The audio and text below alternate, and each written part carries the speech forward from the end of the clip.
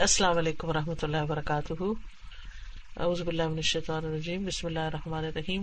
میرے لیے بہت خوشی کی بات ہے کہ آپ نے مجھے موقع دیا کہ کچھ خدمت کر سکوں. میں بھی اس موقع پر شاید ان الفاظ سے کسی کا کچھ حوصلہ بلند ہو جائے. آپ بات کر رہی تھی کہ احتیاطی تدابیر جو ہیں وہ اختیار کرنا بہت ضروری ہے، اور یہ اپنے لیے بھی، اپنی سیفٹی کے لیے بھی اور دوسروں کے لیے بھی ہم سب پر لازم ہے کہ ہم ان چیزوں کا پاس رکھیں. کچھ چیزیں اس سلسلے میں کہنا چاہوں گی. سب سے پہلی بات تو یہ کہ انسان اس بات پر ایمان رکھے کہ رب کے اذن کے بغیر کچھ نہیں ہوتا. اگر کوئی تکلیف آتی ہے تو اس کے پیچھے بھی، اور اگر کوئی خوشی ملتی ہے تو وہ بھی اللہ سبحانہ تعالیٰ کی طرف سے ہوتی ہے، اور اس میں کوئی حکمت ہوتی ہے، اس کے پیچھے کوئی مقصد کار فرما ہوتا ہے. تو اس لیے مومن جو ہے، جو اللہ پر ایمان رکھتا ہے، وہ اللہ سبحانہ تعالیٰ کی اس حکمت اور اس پر یقین رکھتے ہوئے صبر سے کام لیتا ہے اور ہمیشہ پازیٹیو رہتا ہے. اللہ سبحانہ تعالیٰ نے قرآن مجید میں ہمیں پہلے سے بتا دیا ہے کہ آزمائش ضرور ہوگی. یعنی اس دنیا کو اگر دیکھا جائے تو یہ صرف لذتیں حاصل کرنے یا صرف دنیا میں اپنی کوئی جنت بنانے کے لیے ہم نہیں بھیجے گئے، ہمیں امتحان کے لیے ہی بھیجا گیا ہے. ہماری اصل زندگی جو کبھی نہ ختم ہونے والی ہے اور جو ہمیشہ کی خوشیوں یا پھر تکلیفوں پر مبنی ہے، وہ تو آگے ہی ہے. اللہ سبحانہ وتعالیٰ قرآن مجید میں فرماتے ہیں کل نفس ذائقۃ الموت ونبلوکم بالشر والخیر فتنہ والینا ترجعون، کہ ہر جان موت کو چکھنے والی ہے اور ہم تمہیں برائی اور بھلائی میں مبتلا کرتے ہیں آزمانے کے لیے، اور تم ہماری ہی طرف لوٹائے جاؤ گے. یعنی واپسی تو ہے ہی اور امتحان بھی ہے. تو جتنی زندگی یقینی ہے اتنی ہی یہ دو چیزیں بھی یقینی ہیں، اور ہمیں ان چیزوں کو یعنی ذہن میں رکھنا چاہیے. اور جب کوئی ایسی تکلیف آ جائے تو اس پر صبر کرنا چاہیے. سورۃ البقرہ میں اللہ تعالیٰ فرماتے ہیں وَلَنَبْلُوَنَّكُمْ بِشَيْءٍ مِّنَ الْخَوْفِ وَالْجُوعِ وَنَقْصٍ مِّنَ الْأَمْوَالِ وَالْأَنفُسِ وَالثَّمَرَاتِ وَبَشِّرِ الصَّابِرِينَ، اور یقیناً ہم تمہیں خوف، بھوک، مالوں اور جانوں اور پھلوں کی کمی میں سے کسی نہ کسی چیز کے ساتھ ضرور آزمائیں گے. اور اس بیماری میں تو میں دیکھ رہی ہوں کہ یہ ساری ہی چیزیں اکٹھی ہو گئی ہیں ایک جگہ پر. تو ایسے میں اے نبی صلی اللہ علیہ وسلم ایسے صبر کرنے والوں کو خوشخبری دے دیجئے کہ جب انہیں کوئی مصیبت آتی ہے تو وہ کہتے ہیں انا للہ و انا الیہ راجعون، کہ ہم بھی اللہ ہی کے لیے ہیں اور اللہ ہی کی طرف لوٹ کے جانے والے ہیں. اور وقت کے ساتھ ساتھ جو دنیا اپنے اختتام کی طرف جا رہی ہے، دنیا میں فتنے اور آزمائشیں زیادہ ہوتے چلے جا رہے ہیں. نبی صلی اللہ علیہ وسلم نے بھی پیشن گوئی کی تھی کہ قیامت کے قریب ہر مسلمان کے گھر میں فتنہ داخل ہو جائے گا جس سے ہر مسلمان جو ہے متاثر ہوگا. تو بہرحال یہ تو چیزیں زندگی میں ساتھ ہی ہیں، لیکن اب سوال یہ پیدا ہوتا ہے کہ ہمیں پھر کرنا کیا چاہیے. کیا صرف بیٹھ کر پریشان ہوتے رہیں، پینک ہوتے رہیں، یا ہم خوف کا شکار رہیں؟ ہم اپنے آپ کو کس طرح پرسکون کر سکتے ہیں؟ تو پہلی بات یہ ہے کہ ہمارا اللہ سبحانہ تعالیٰ سے تعلق مضبوط ہونا چاہیے. ہم جب زندگی کی روا روی میں دوڑ رہے ہوتے ہیں تو ہم بہت سی چیزیں بھول جاتے ہیں اور اس میں اللہ کی یاد بھی بلا بیٹھتے ہیں. تو جب ایسی چیزیں ہمیں بہت ساری سرگرمی سے روک دیتی ہیں تو پھر ہمیں موقع مل جاتا ہے کچھ ان چیزوں پر بھی غور و فکر کرنے کا کہ جن کو ہم بھولے ہوئے ہوتے ہیں. اور ان میں سے خاص طور پر اللہ سبحانہ تعالیٰ سے جو ہمارا تعلق ہے اس کا مضبوط ہونا. ہمیں اس بات کا بھی یقین رکھنا چاہیے کہ اللہ تعالیٰ کے پاس ہر مسئلے کا حل ہے، کیونکہ اللہ تعالیٰ ہر چیز پر قادر ہے. یہ جو آیت ہے واللہ علی کل شیء قدیر، یہ تقریباً ہر سپارے میں قرآن مجید کی آتی ہے کہ اللہ ہر چیز پر قادر ہے. ہر طرح کا نفع نقصان جو ہے وہ اللہ سبحانہ تعالیٰ کے ہاتھ میں ہے. اور قرآن مجید میں آتا ہے کہ اگر اللہ مجھے کوئی تکلیف پہنچانے کا ارادہ کر لے تو کیا وہ اس تکلیف کو دور کر سکتے ہیں؟ یعنی اللہ کے سوا لوگ جن کو پوجتے ہیں. یا اگر وہ مجھ پر رحمت کرنا چاہے تو یہ اس کی رحمت کو روک سکتے ہیں؟ کہہ دیجئے مجھے اللہ کافی ہے، اور توکل کرنے والے اسی پر توکل کرتے ہیں. تو حسبی اللہ علیہ یتوکل المتوکلون. تو ہم سب کو اللہ پر بھروسہ کرنا چاہیے کہ انشاءاللہ خیر ہوگی، اور اپنے آپ کو پازیٹیو رکھنا چاہیے، اپنے آپ کو اللہ کے سپرد کرنا چاہیے. قرآن مجید میں خوف اور غم سے نجات کا جو نسخہ بتایا گیا ہے وہ سورۃ البقرہ میں آتا ہے بلا من اسلم وجہہ للہ وہو محسن فلہ اجرہ عند ربہ ولا خوف علیہم ولا ہم یحزنون. کیوں نہیں جس نے اپنا چہرہ اللہ کے تابع کر دیا، یعنی اپنے آپ کو اللہ کے حوالے کر دیا کہ وہی میرا مالک ہے، وہی میرے حق میں جو بھی کرے گا خیر ہی ہوگی، میں اس سے خیر کی توقع رکھتی ہوں، اور وہ نیکی کرنے والا ہوں. یعنی ایسے موقع پر پھر اللہ کی طرف رجوع کرتے ہوئے جن نیکیوں کو ہم بھلائے ہوئے ہوتے ہیں، جیسے نماز ہے، ذکر اذکار ہے، صدقہ خیرات ہے، رشتہ داروں کو پوچھنا ہے، تو ایسی چیزیں جو ہیں وہ انسان کو، یعنی اگر فراغت ہو گئی ہے، جاب سے بھی فارغ ہیں، اس وقت گھروں میں بیٹھے ہوئے ہیں، تو مختلف طرح کی نیکیاں کرنے کا پلان بنائیں. اور خاموشی کے ساتھ دوسروں کی خدمت کا ایک بہت اچھا موقع انہیں ملا ہے اور وہ اسے کر رہے ہیں. بہت سے لوگ سوچتے رہ جاتے ہیں لیکن کرنے والے کر لیتے ہیں. اللہ سبحانہ وتعالیٰ ان کو اس کی بہترین جزائے خیر دے. آج ہی میں ایک حدیث پڑھا رہی تھی کہ جس میں آپ سے پوچھا گیا کہ سب سے افضل اسلام کیا ہے، تو آپ نے فرمایا کہ تم لوگوں کو کھانا کھلاؤ اور ہر ایک کو سلام کرو، جس کو پہچانتے ہو جس کو نہیں بھی. تو میں سوچ رہی تھی کہ ان دنوں میں کتنا اچھا موقع ہے کہ انسان ایسے لوگوں کی بھی خبر لے کہ جو ہینڈ ٹو ماؤتھ ہیں اور جو اپنے لیے واقعی یعنی کہ عزت دار بھی ہیں اور کسی کے آگے ہاتھ بھی نہیں پھیلا سکتے، لیکن ہمارے دائرہ کار میں، ہمارے علم میں ایسے جتنے بھی لوگ ہیں ان کی بنیادی ضروریات کا خیال رکھنا، خاص طور پر جو ایلڈرلی ہیں یا اکیلے ہیں یا اکیلے بیمار ہیں. معلوم نہیں کون کون کہاں بغیر کسی سہارے کے پڑا ہوا ہوگا کہ جسے ڈاکٹر کے پاس بھی لے جانے والا کوئی نہیں ہوگا. ہر کوئی اگر اپنے آس پاس کے بارے میں سوچے تو بہت سی نیکیوں کا موقع مل سکتا ہے. اور جنت میں لے جانے والے کاموں میں سے ایک کام جو ہے وہ کھانا کھلانا ہے اور بیمار کی عیادت کرنا ہے. اور اس میں ظاہر ہے کہ احتیاط اور وہ سب ضروری نہیں کہ ہم خود ہی جائیں، لیکن یہ کہ ہم ایسے لوگوں کے بارے میں انفارم کر سکتے ہیں، ان کی مدد کے لیے کچھ نہ کچھ طریقے اختیار کر سکتے ہیں. ماشاءاللہ آپ کے پاس ایک بہت بڑا موقع ہے کہ آپ لوگوں کو گائیڈ کر رہی ہیں. ماشاءاللہ جتنی بھی آپ کی ٹاک میں نے سنی ہے، مجھے بہت خوشی ہوئی ہے کہ اس موقع پر جس طرح آپ سب کا حوصلہ بڑھا رہی ہیں اور ان کو مختلف ٹپس دے رہی ہیں، یعنی کہ دوسروں کا خیال رکھنے کے بارے میں بھی. تو نبی صلی اللہ علیہ وسلم نے فرمایا کہ جو شخص چاہتا ہے کہ اس کی عمر میں اضافہ ہو، اس کے رزق میں برکت ہو، اسے چاہیے کہ اپنے رشتے داروں کے ساتھ اچھا سلوک کرے. تو بہت سے رشتے دار اگر قریب ہیں یا دور ہیں تو ان کے بارے میں، جن کو بہت عرصہ ہوا سلام نہیں کیا، ان کا حال نہیں پوچھا، تو ایک اچھا موقع ہے. اس وقت سب کے دل نرم ہے، جن کے ساتھ ناراضگیاں ہیں ان کی ناراضگیاں دور کی جائیں. زندگی بہت چھوٹی ہے کہ ہم بہت سارے بغض اور حسد دلوں میں پال کے بیٹھے رہے. ہم بہت کمزور انسان ہیں اور ہمیں ان چیزوں سے بھی باہر نکلنا چاہیے، کیونکہ اپنے دل کا سکون اور اللہ کی رحمت اسی وقت آتی ہے جب ہم دوسروں کو معاف کرنا سیکھتے ہیں. اور جہاں تک دعاؤں کا تعلق ہے تو ہمارا سارا بھروسہ ہی اللہ پر ہونا چاہیے اور اللہ تعالیٰ سے فریادیں کرنی چاہیے. سورۃ الرحمن میں آتا ہے یسألہ من فی السماوات والارض کل یوم ھو فی شان، اسی سے مانگ رہے ہیں جو کوئی آسمانوں میں اور زمین میں، ہر دن وہ ایک نئی شان میں ہے.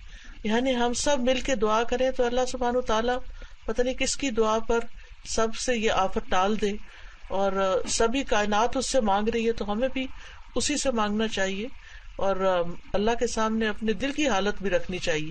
امن یجیب المضطر اذا دعاہ ویکشف السوء، بھلا کون ہے جو لاچار کی فریاد رسی کرتا ہے جب وہ اسے پکارتا ہے اور اس کی تکلیف کو دور کرتا ہے. تو حال یہی ہے کہ ہم اس وقت اللہ تعالیٰ کی طرف ہی رجوع کریں. وہ حدیث میں آتا ہے کہ جب کوئی ایک بالشت میری طرف آئے تو میں ایک گز اس کے نزدیک ہوتا ہوں، اور اگر کوئی چلتا ہوا میری طرف آئے تو میں دوڑتا ہوا اس کی طرف آتا ہوں. تو کس طرح اللہ تعالیٰ نے قوم یونس سے عذاب کو ٹال لیا تھا. اور پھر ہمیں ساتھ ساتھ اللہ سے بھی اچھا گمان رکھنا چاہیے اور اس کے اچھے اچھے ناموں کے ساتھ اس کو پکارنا چاہیے، اور اس بات کی تمنا کرنی چاہیے کہ زندگی تو جو ہے اور موت کا وقت بھی لکھا ہوا ہے کہ ایمان کے ساتھ ہی خاتمہ ہو. اور اس کے لیے ضروری ہے کہ ہم جو وقت اور مہلت ہمیں ملی ہے اس میں اپنی عبادات کی طرف توجہ کریں اور اس کے لیے ضرور وقت نکالیں. خالی پریشان ہونے سے تو مسائل حل نہیں ہو سکتے، اور خصوصاً جو نماز کی حفاظت ہے نا، اس سے اللہ کی حفاظت ملتی ہے. نبی صلی اللہ علیہ وسلم نے فرمایا جس نے صبح کی نماز پڑھی وہ اللہ کے ذمے میں ہے، بس تم اللہ سے اپنی حفاظت کے بارے میں کسی چیز کا مطالبہ نہ کرو. مطلب یہ ہے کہ ہمیں نمازوں کے ذریعے مدد حاصل کرنی ہے اللہ کی. یا ایھا الذین آمنوا استعینوا بالصبر والصلاۃ ان اللہ مع الصابرین. اے لوگو جو ایمان لائے ہو صبر اور نماز سے مدد طلب کرو. آپ کہہ رہی تھے نا کہ جن لوگوں کے دل پریشان ہے وہ کیا کرے، تو وہ یہ کہ نماز سے ایکسٹرا نوافل کے ساتھ اللہ سبحانہ تعالیٰ کی طرف رجوع کرے. اور نماز جو ہے وہ انسان کو مضبوط بنانے کا ایک ذریعہ ہے اور گھبراہٹ دور کرنے کا ذریعہ ہے. قرآن مجید میں آتا ہے ان الانسان خلق ہلوعا اذا مسہ الشر جزوعا واذا مسہ الخیر منوعا الا المصلین الذین هم علی صلاتهم دائمون. بلا شبہ انسان تھوڑ دلا بنایا گیا ہے، جب اسے کوئی تکلیف پہنچتی ہے تو گھبرا اٹھتا ہے، جب مال ملتا ہے تو بخیل بن جاتا ہے، سوائے نماز ادا کرنے والوں کے جو اپنی نماز پر ہمیشگی کرنے والے ہیں، یعنی وہ گھبراہٹ سے محفوظ رہیں گے. اور اس میں فرائض کے ساتھ ساتھ نوافل کا بھی اہتمام کرنا چاہیے، کیونکہ بندہ اللہ تعالیٰ سے بہت قریب ہو جاتا ہے نوافل کے ذریعے. اور ہو سکے تو رات کا قیام جو ہے، تہجد کی بھی توفیق اللہ دے تو اس کا بھی اہتمام کرنا چاہیے. اور اس کے لیے اگر آدھا گھنٹہ بھی یا 1 گھنٹہ بھی پہلے اٹھ جاتے ہیں تو کچھ بھی نوافل پڑھ کے اللہ تعالیٰ سے استغفار کیا جائے، کیونکہ جو رات کی نماز ہے یہ برائیوں کا کفارہ ہے اور لا علاج مرض سے شفا بھی ہے. امام ابن القیم کہتے ہیں کہ قیام اللیل حفظان صحت کے اسباب میں سے سب سے زیادہ نفع مند سبب ہے، اور بہت سے لا علاج امراض کو روکنے والے امور میں سے سب سے زیادہ روکنے والا ہے، اور جسم اور روح اور دل کو چاق و چوبند رکھنے والا ہے. تو اگر ہم تھوڑی سی نیند قربان کر لیں تو اس کے جو بینیفٹس ملنے والے ہیں وہ کتنے زیادہ ہیں. رات کو کوشش کرے کہ جلدی انسان سو جائے اور پھر صبح اٹھ کر اپنے رب کو پکارے، آہوازاریاں کرے، تو رب ضرور دعائیں سننے والا ہے. اس کے ساتھ ساتھ قرآن مجید جو ہے وہ شفا ہے، اور قرآن سے تعلق میں اضافہ کرنے کی ضرورت ہے. وَنُنَزِّلُ مِنَ الْقُرْآنِ مَا هُوَ شِفَاءٌ وَرَحْمَةٌ لِّلْمُؤْمِنِينَ. ہم قرآن کے ذریعے سے وہ چیز نازل کرتے ہیں جو مومنوں کے لیے شفا اور رحمت ہے. ایک خاتون جو حضرت عائشہ کو دم کر رہی تھی تو آپ صلی اللہ علیہ وسلم نے فرمایا کہ قرآن مجید کے ساتھ اس کا علاج کرو. تو اگر ہم قرآن کی تلاوت کریں یا اس کو سمجھ کر ان دنوں میں پڑھیں، یا بہت کچھ آڈیو میں بھی ہے، یوٹیوب پر ہے، قرآن کی تفسیر سنیں، اور کوشش کریں کہ جتنا دن یہ لاک ڈاؤن ہے اس میں ہم ایک دفعہ پورے قرآن سے گزر جائیں، تو آپ دیکھیں گے کہ لازمی طور پر آپ کی اپنی پرسنل لائف میں بھی ایک بہتری آئے گی، اور دل کی حالت تو یقیناً بدلے گی، کیونکہ قرآن جو ہے وہ نبی صلی اللہ علیہ وسلم کے دل پر نازل ہوا تھا، اور دلوں کی غذا اسی میں ہے، اور دنیا اور آخرت میں نجات کا ذریعہ بھی قرآن ہے، ہم اور غم دور کرنے کا ذریعہ بھی یہی ہے. اس کے علاوہ یہ کہ اٹھتے بیٹھتے تسبیحات کریں، اور تسبیحات جو ہیں وہ غم سے نجات کا ذریعہ، خصوصاً آیت کریمہ کا پڑھنا، لا الہ الا انت سبحانک انی کنت من الظالمین، تو یہ بچاؤ کا ذریعہ بھی ہیں اور غم دور کرنے کا بھی. اور اس کے علاوہ استغفار کی کثرت ہونی چاہیے. استغفار سے اللہ تعالیٰ کا عذاب نہیں آتا، کیونکہ جب تک بندہ استغفار کرتا ہے اللہ تعالیٰ کی ناراضگی سے محفوظ رہتا ہے. اور پھر یہ ہے کہ بیماری کا علاج جو ہے وہ دوائیاں بھی ہیں اور اس کے ساتھ ساتھ استغفار بھی ہے. اور اسی طرح یہ ہے کہ بیماری کا مذاق اڑانے یا پھر طرح طرح کے لطیفے بنانے سے بہتر ہے کہ انسان سنجیدگی سے صرف اپنے لیے نہیں بلکہ سب کے لیے خیرخواہی کرے اور سب کے لیے دعا کرے، یعنی اپنی توبہ کی تجدید کرتے ہوئے اور اخلاص کے ساتھ اور پوری توجہ کے ساتھ اور گریہ وزاری کے ساتھ. اور پھر یہ کہ حفاظت کی دعائیں جو ہیں، ہماری ایک ایپ ہے ایاک نستعین، اس میں حفاظت کی دعائیں ہیں، صبح شام کی دعائیں ہیں. اور ابن القیم کہتے ہیں کہ صبح شام کے جو اذکار ہیں یہ زرہ کی طرح ہے، جیسے دشمن کے حملے سے بچنے کے لیے لوگ زرہ پہنتے تھے، تو ایسے ہی ہے جیسے اس نے پورا فل فلیج اپنے اوپر شیلٹر لے لیا ہے. اور صبح شام جو ہے معوذتین پڑھیں، قل اعوذ برب الفلق، قل اعوذ برب الناس، اور بسم اللہ الذی لا یضر مع اسمہ شیء فی الارض ولا فی السماء وہو السمیع العلیم. پھر عافیت کی دعا مانگتے رہیں اللہ تعالیٰ سے، اور ناگہانی آفتوں سے حفاظت کی دعائیں، یعنی بے شمار دعائیں ہیں جو بہت اوتھینٹک ہیں اور خود نبی صلی اللہ علیہ وسلم نے سکھائی ہیں. اور ظاہر آپ جو سکھاتے تھے وہ وحی الہی کی روشنی میں ہی ہوتا تھا. اور یا حی یا قیوم برحمتک استغیث، یعنی جب دل گھبرائے پھر رات کو سوتے وقت دعا پڑھ کے سوئیں. اور خوف سے بچنے کا طریقہ تو یہی ہے کہ انسان اپنے فرائض ادا کرے، ذکر اذکار کرے، اور پھر اس کے ساتھ ساتھ صدقہ خیرات کا بھی بہت اہتمام کرے، کیونکہ صدقہ جو ہے یہ بلاؤں کو ٹالتا ہے. صرف ہم اپنے بارے میں نہ سوچیں بلکہ اوروں کے لیے بھی سوچیں، اور خصوصاً جو ضرورت مند اور محتاج لوگ ہیں، اور نیک اعمال پر مداومت اختیار کرے. پھر یہ جو آپ نے کہا نا کہ احتیاطی تدابیر، تو اس میں یہ ہے کہ گھر کو لازم پکڑے. اور پھر ہمارا دین تو ہمیں یہ سکھاتا ہے کہ اولو الامر جو ہیں یا جو لیڈرز ہیں، جو صحیح بات ہے ان کی وہ ماننا ہمارے اوپر لازم ہے. قرآن مجید میں آتا ہے اطیعوا اللہ و اطیعوا الرسول و اولو الامر منکم، کہ اللہ کی اطاعت کرو، رسول کی اطاعت کرو، اور جو تمہارے ذمہ دار ہیں ان کی اطاعت کرو. تو جتنی کم موومنٹ ہوگی اتنا ہی بہتر ہوگا، سوائے شدید ضرورت کے گھر سے نہ نکلیں. اس کے بارے میں ایک نبی صلی اللہ علیہ وسلم کی تعلیم بھی ملتی ہے کہ جب فتنوں کا زمانہ ہو تو آپ نے فرمایا کہ اپنے آپ کو اور اپنے ہاتھ کو قابو میں رکھنا اور اپنے گھر کے اندر رہنا، اور یہ نجات کا راستہ ہے. عقبہ بن عامر کہتے ہیں کہ اللہ کے رسول نجات کس میں ہے؟ آپ نے فرمایا اپنی زبان کو اپنے قابو میں رکھو، تمہارا گھر تمہیں کافی ہو، اور اپنے گناہوں پہ رو. تو یہ 3 کام جو ہے وہ ہمیں کرنے کی ضرورت ہے. اور اس کے علاوہ یہ ایک اپنی طہارت کا خیال، وضو کا، ہاتھ دھونے کی تو بات بار بار ہوتی ہے، سینیٹائزر بھی استعمال ہوتے ہیں، لیکن جو بندہ 5 وقت وضو کرتا ہے، اچھی طرح ناک صاف کرتا ہے اور ہاتھ پاؤں سارا کچھ دھوتا ہے، منہ وغیرہ، تو بہت ساری مصیبتوں اور شر سے ویسے ہی بچ جاتا ہے. ہر نماز کے لیے تازہ وضو کریں، رات کو سونے سے پہلے ہو سکے تو وضو کر کے سوئیں. پھر اسی طرح یہ ہے کہ وضو جو ہے یہ نفسیاتی علاج بھی ہے، یعنی صرف یہ ظاہری صفائی کا ذریعہ نہیں ہے بلکہ ہمارے جو اندر کی گھبراہٹ اور بے چینی ہے اس کو بھی یہ دور کرتا ہے. پھر اسی طرح یہ ہے کہ ہاتھوں کی صفائی کا خاص طور پر خیال رکھیں، اور برتنوں کی صفائی. نبی صلی اللہ علیہ وسلم نے برتن میں سانس لینے سے منع کیا ہے، اس میں پھونک مارنے سے منع کیا ہے.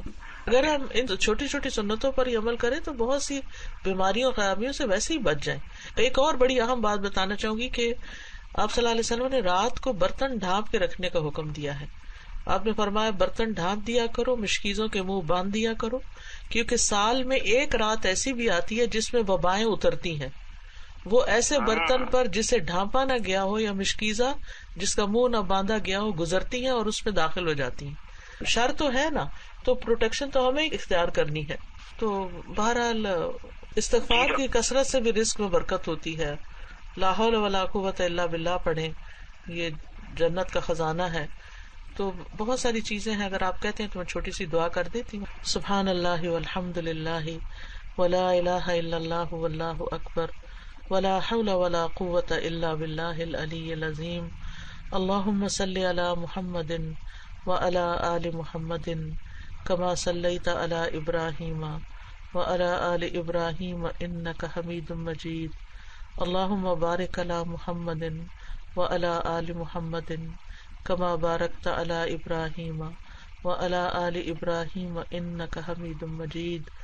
ربنا آتنا فی الدنیا حسنۃ وفی الآخرۃ حسنۃ وقنا عذاب النار.